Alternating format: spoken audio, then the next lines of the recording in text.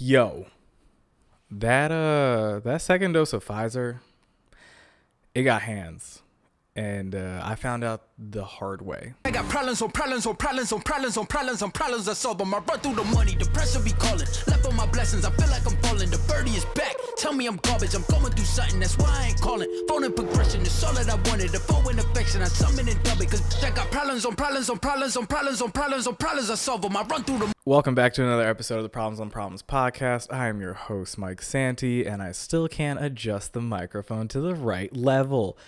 And this week we're talking about how your boy got knocked out when it came to the second dose of this Pfizer vaccine. So for those of you that don't know, or if you couldn't guess by everything I just said, I'm fully vaccinated. Yes, for all my conspiracy theorists out there, cool if there's something in there. Like, I don't care. I know there's still some adversity about, like, you know, it being an emergency vaccine and testing and yada yada. I don't care. You're talking to the dude that used to drink like Four Locos for pre-games in college. And I'm not saying that as like a badge of honor or whatever, but I'm just saying I've consumed some pretty questionable things. And there's been some very suspicious / questionable things in my bloodstream before.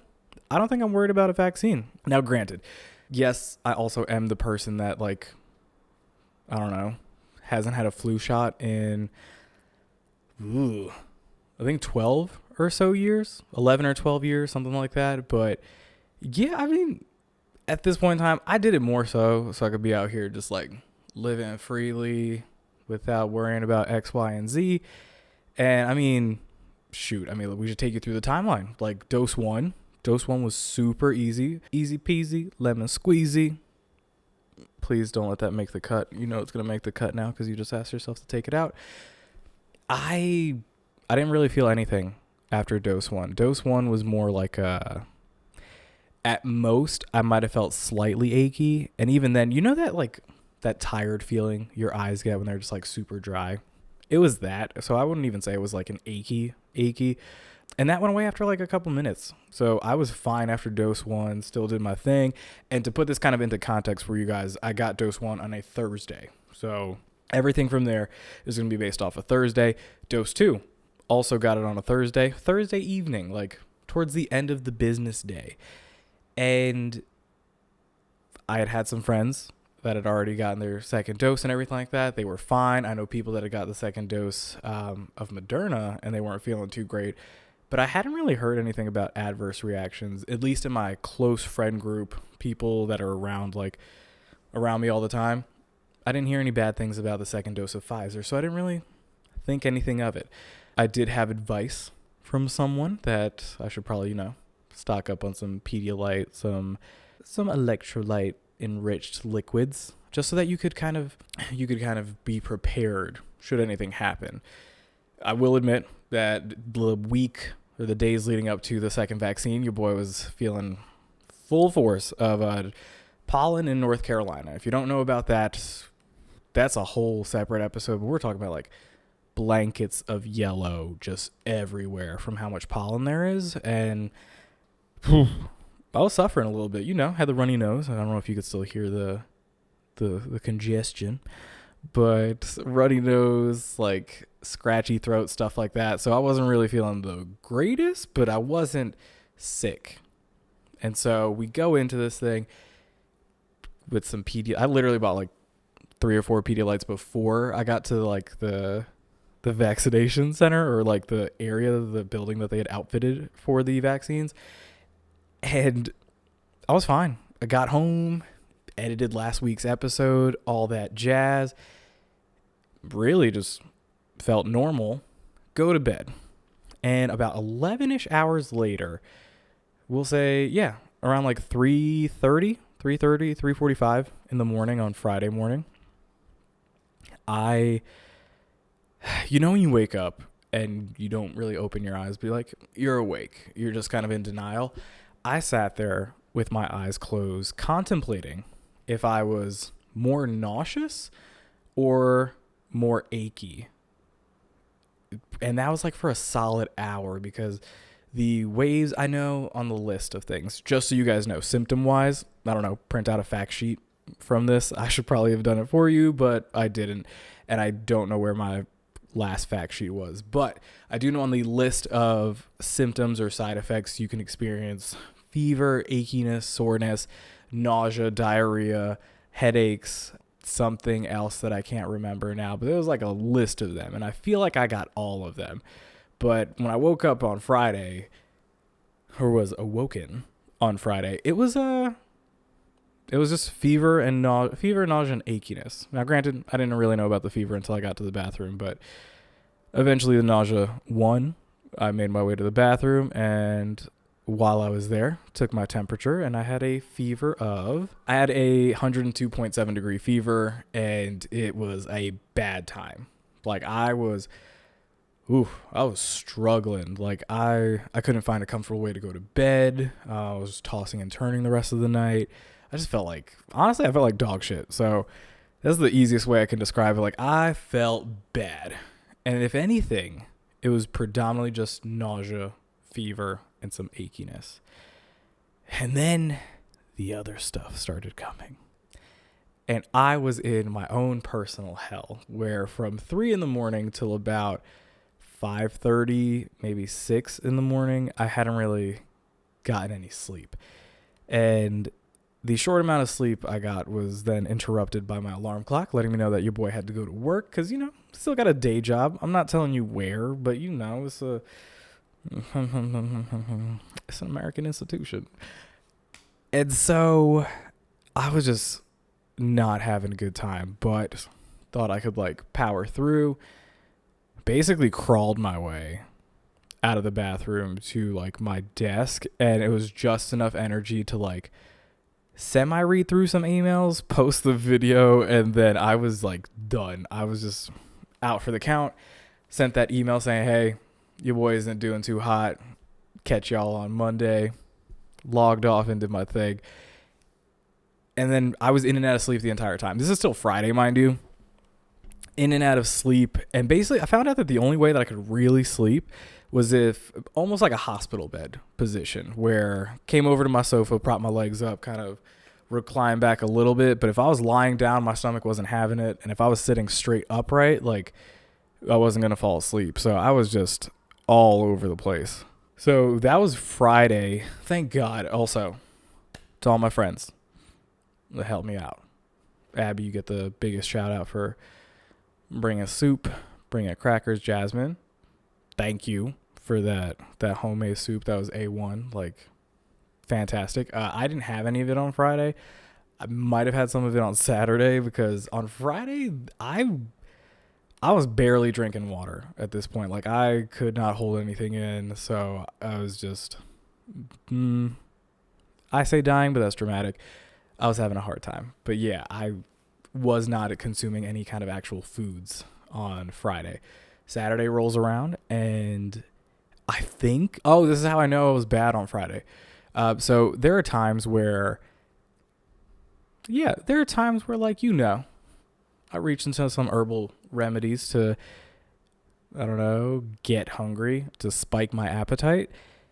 And I had done that, still not hungry whatsoever. There are these chicken nuggets, Chick-fil-A chicken nuggets. Not a free promo. It's a free promo. Chick-fil-A, you know the deal. But there's a 12-pack of nuggets and fries, and I might have eaten half the fries and 3 nuggets, and to the point where I was out of breath and just tired after eating 3 nuggets. So I was just I'm done. I can't really do much else. Saturday morning had some more nuggets as a leftover, and really just spent most of Saturday on the couch. It was the only comfortable spot. Occasionally on the bed, but yeah, it was just mainly just couch and bed, and that was all that was going for me. With Saturday, the only kind of different part is that my fever had started to break. My fever started to break Friday evening, only for it to come back Friday night / Saturday morning, early morning.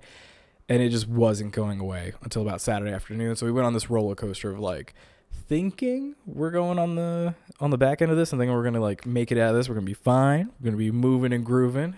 I even started I was texting people or friends where I was yeah, man, I should be good by Saturday night. Like, I should be good to hang out with everybody, see everybody. No, dummy.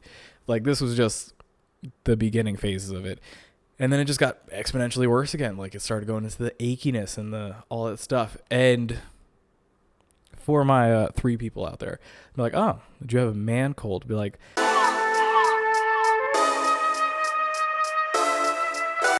I don't know what a man cold is because I don't get sick. I also live alone and deal with like yearly, seasonal sinus infections. Like, if I was sick, I wouldn't be bearable, but I also, I'd be a recluse. Like, nobody would know that I was sick until after I was done being sick. This time, I was like, boy, is everybody going to know I'm sick? Because I could not hide it. I couldn't operate at all. Fast forward through the weekend, and it's just more nonsense on top of nonsense, to the point where I think on Sunday, I started feeling somewhat better. Sunday, the biggest thing for me was that although the fever had finally gone away, the nausea had gone away, I had gotten to this point where doing normal tasks just took everything I had. Doing normal tasks, honestly, was the most difficult thing I could. I couldn't get from like the couch to the refrigerator without being completely out of breath. Like, I couldn't make a cup of coffee without being out of breath. Like, eat food, and I would just be tired and exhausted and just out here like sucking wind. I mean, you could probably hear it now. Like, I'm still out here like suffering, but everybody's suffering in some way. Deep thoughts with Mike.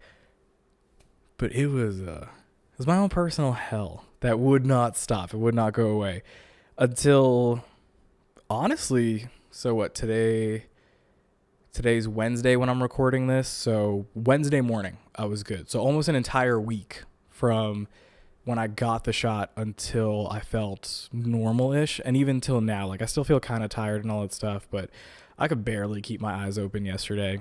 Like, as soon as I got done with work, I basically just passed out for 11 hours and 9 hours. And it was beautiful. But golly, it was rough. I lost like 6 pounds just because for the most part, I couldn't really stomach any food. So I was basically just drinking Pedialytes and broth and some pieces of vegetables and stuff like that in soup. But it was, I don't wish it upon anybody. And if anything, Pfizer dose number 2, you got hands. I see you. I respect you. All right. Do your thing. But now I'm ready to have a hot boy summer because we fully vaccinated. We ready to go. The CDC's out here saying I don't have to wear a mask anymore unless I'm in large crowds. Kind of an issue because all I do is hang out in large crowds if I'm going to be out. But we're fully vaccinated now, so I'll just be ready for this summer. But with that, we'll take a break, do our little flippity thing, shift over, whatever, and then we'll take you right into the wrap up and get you ready for this weekend. What's this weekend? This weekend isn't This weekend isn't Mother's Day weekend, so we're okay. I think I got one more week. Yeah, I got one more week before we gotta do that. Next week's episode, Mother's Day episode, we'll see. P.O.P. all the time. And we're back. Don't worry about it. So last week we asked you guys, is the stove light or is the light above your stove a night light? 70% of you said yes. I fully agree with you. I don't know why I had an accent with that. I fully agree with you guys. The 30% that said no. What do you use? Like, do you just hang out in the dark? Is that a thing? Do you live in a studio? I could understand if you live in a studio or a smaller 1-bedroom or 1-bedroom where your kitchen light bleeds into your bedroom. I could see that. I could see where you wouldn't want that light on at all kind of thing. But outside of those small living quarter places, people that don't use it as a nightlight, what you doing? Hanging out in the dark? Picking up your phone every time you got to go out? Just things that I think about. But yeah, 70% of you said yes. We're going to keep rolling with the 70%. This week, I honestly don't know why I thought about this, but let's go with it anyways. What's the better 2004 party song? Now, a lot of songs came out in 2004, and trust me, there are way too many for me to even scratch the surface, but 2 that were on repeat everywhere I could remember, and 2 that bring about this level of nostalgia. And I know you're saying, Mike, what were you doing in 2004? I wasn't doing that kind of partying in 2004, but I still remember these songs from like the early 2000s. If they still come on now, you know I'm rapping the words to them. But the first one being Tipsy versus Lean Back. Now, you got Tipsy, Jaquan doing his thing. He got a fake ID, though. He's counting for you. 1, here comes the 2 to the 3 to the 4. Letting you know about that stuff. Also telling you stories about how women are promiscuous at this party. He's trying to do some things. Or you got Fat Joe in the Terror Squad telling you that a lot of people don't dance. Just pull up our pants and do the rock away. Shoot. Let me know in the comments or in the polls. Better 2004 party song, Tipsy versus Lean Back. Holla at your boy down in the comments and we'll get it cracking. I don't know what's happening with me, honestly. I'm still recovering. Who knows? But while my AC kicks on and hopefully doesn't mess up the audio for the rest of the episode, we move on to the Friday follows. And this Friday, is it Friday? It's going to be Friday. This week's follows are going to go to, firstly, Bocao Sushi,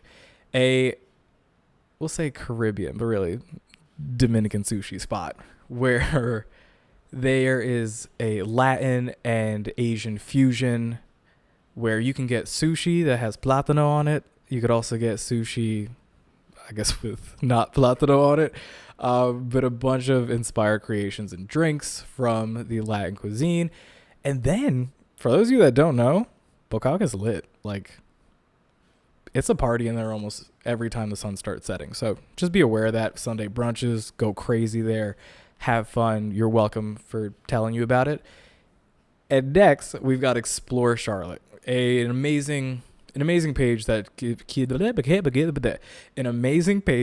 you up to date on everything Charlotte happening around, whether that be kind of new businesses popping up,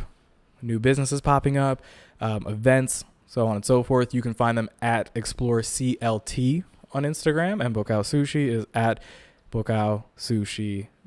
I'll leave them all I'll leave all their information down in the description.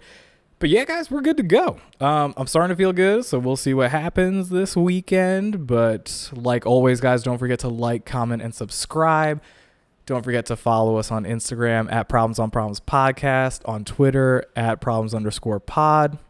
What else? Oh, yeah. You can listen to me on Amazon Music, Apple Podcasts, Spotify, YouTube. You got no excuse not to see your boy and not to tell your friends about your boy. Yo, let people know I'm telling stories out here, okay? But like always, guys, don't forget to follow your boy at MikeSanty18 on all social medias. And like I almost had it right. Don't forget to follow your boy at MikeSanty18 on all social media. And like I always say, if it's not a good time, hope it's a good story, and I'll see you next week.